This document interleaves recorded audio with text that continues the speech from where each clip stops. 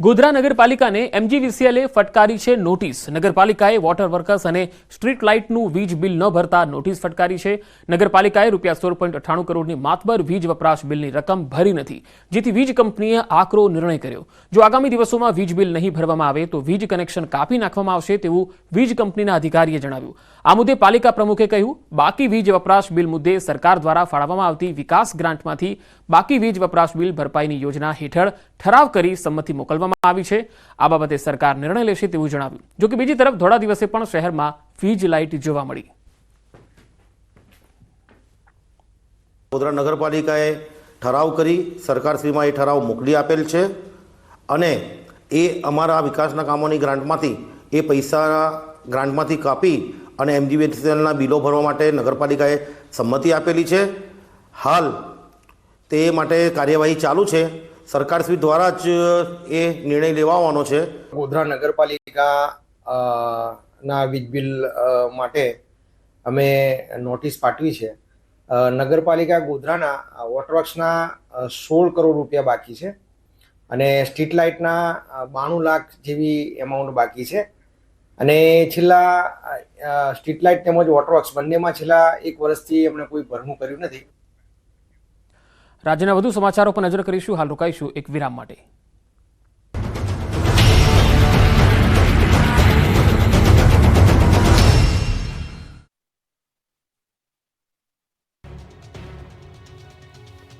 ગુજરાતમાં બરાબરનો ઠંડીનો માહોલ જામી ચૂક્યો છે। કાતિલ ઠંડી સાથે બર્ફીલા પવનો ફૂંકાતા લોકો ઘરની બહાર નીકળવાનું ટાળી રહ્યા છે।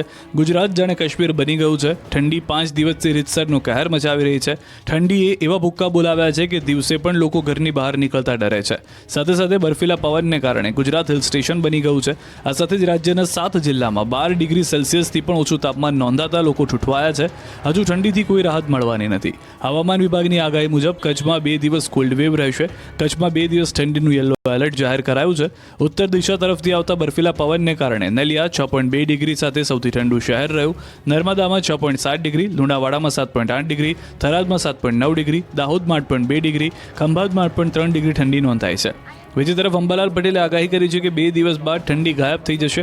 17મી બાદથી ઠંડી ગાયબ થઈ હોય તેવો અહેસાસ થશે। 17મી ડિસેમ્બર બાદ તાપમાનમાં વધારો થશે। બાદમાં ડિસેમ્બર અંતમાં ફરી ઠંડી અસલ રૂપ જોવા મળશે। તો જાન્યુઆરીમાં પણ ગાત્રો થીજવતી ઠંડી પડશે। ડિસેમ્બર અંતમાં બંગાળ સાગરમાં સિસ્ટમ બનશે, જેની અસર જાન્યુઆરીમાં સ્વેટર સાથે રેનકોટ પર રાખવો પડશે। 14મી જાન્યુઆરી બાદ કરા સાથે વરસાદ થઈ શકે। 14 થી 30 જાન્યુઆરી સુધી ડબલ ઋતુનો અહેસાસ રહેશે।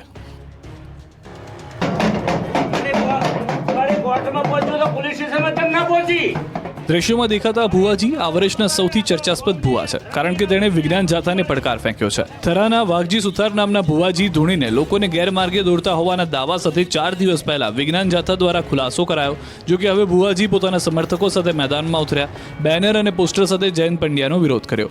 ભુવાજીએ વિજ્ઞાન જાથાને મોટો પડકાર ફેંક્યો। ભુવાજી અને તેમના સમર્થકોનો દાવો છે કે આ અંધશ્રદ્ધાનો મુદ્દો નથી, આ શ્રદ્ધા છે। અંધશ્રદ્ધા કે તાંત્રિક વિધિનો કોઈ જ મુદ્દો નથી। ભુવાજીએ આરોપ લગાવ્યો કે વિજ્ઞાન જાથાએ ષડયંત્ર કરીને મારી પાસે એક મહિલાને મોકલી। હું ગભરાઈ ગયો, મને ધમકી આપીને બધી કબૂલાત કરાવડાવી। પૂનમના દિવસે ભુવાજીએ હજારો અનુયાયીઓની હાજરીમાં ધૂણવાનો દાવો કર્યો। ભુવાજીના સમર્થનમાં ભાજપ નેતા અણદાભાઈ પટેલ પણ પહોંચ્યા અને જયંત પંડ્યાને ચેતવણી આપી।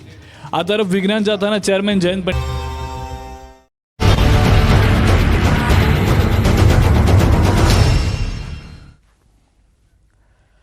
બ્રેક બાદ સમાચારોમાં આગળ વધીએ। સુરત જિલ્લા પંચાયતમાં આવતીકાલે યોજાશે ઉપપ્રમુખ પદની ચૂંટણી। ભાજપે નવયુવાન અશોક રાઠોડને આપ્યો મેન્ડેટ। ઉપપ્રમુખની ખાલી પડેલી જગ્યા માટે અશોક કૈલાશ રાઠોડે ભર્યું છે ફોર્મ।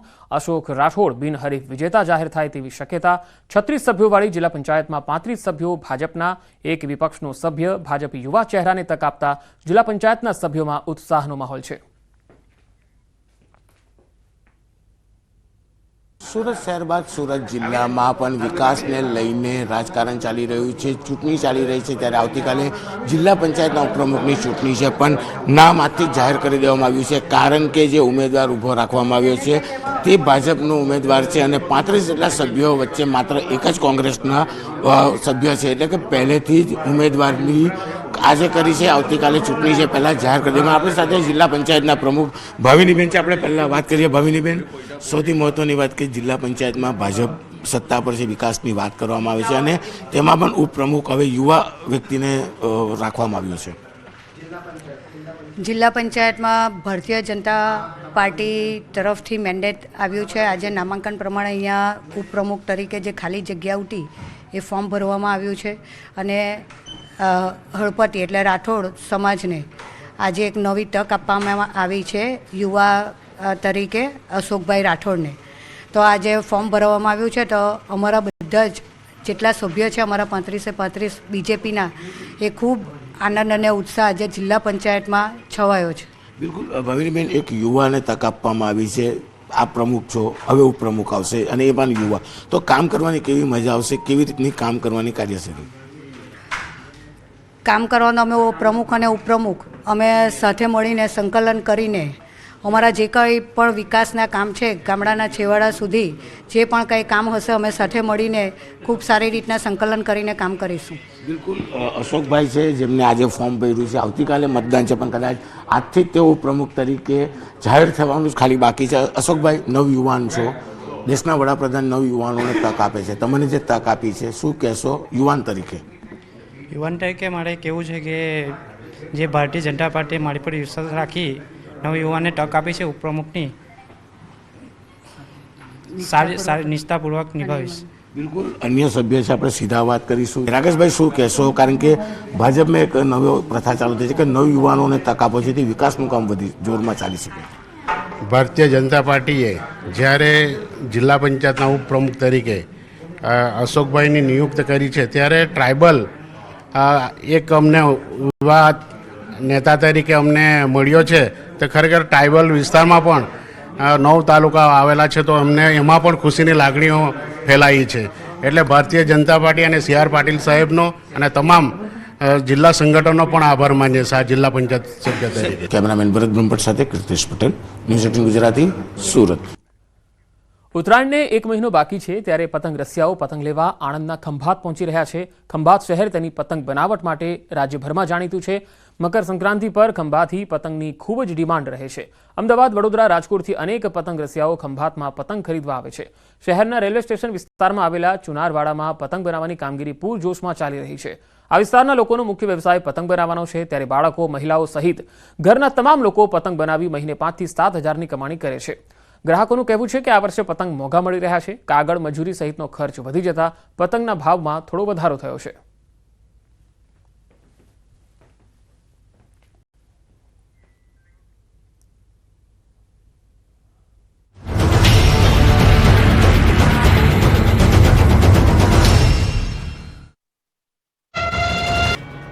રાજ્યના અનેક ટોલ ટેક્સ હવે લૂંટના ટોલ બની ગયા છે.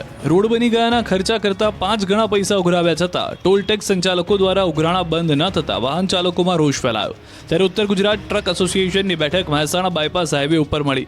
ઉત્તર ગુજરાતમાં મહત્વના મહેસાણા, અડાલજ, અમદાવાદ ટોલ રોડ તેમજ વડોદરા હાલોલ ટોલ ઉપર લેવામાં આવતા ટોલ ટેક્સનો વિરોધ કર્યો. ટોલ બંધ કરવાની માંગ સાથે ટ્રાન્સપોર્ટ માલિકો 21 ડિસેમ્બરથી ટોલ રોડના બદલે વૈકલ્પિક રોડનો ઉપયોગ કરી વિરોધ નોંધાવશે અને તેના કારણે કોઈ પણ પ્રકારની સમસ્યા સર્જાશે તો જવાબદારી સરકારની રહેશેના નિર્ધાર સાથે ટ્રાન્સપોર્ટ માલિકો ટોલ રોડ સામે વિરોધ નોંધાવશે.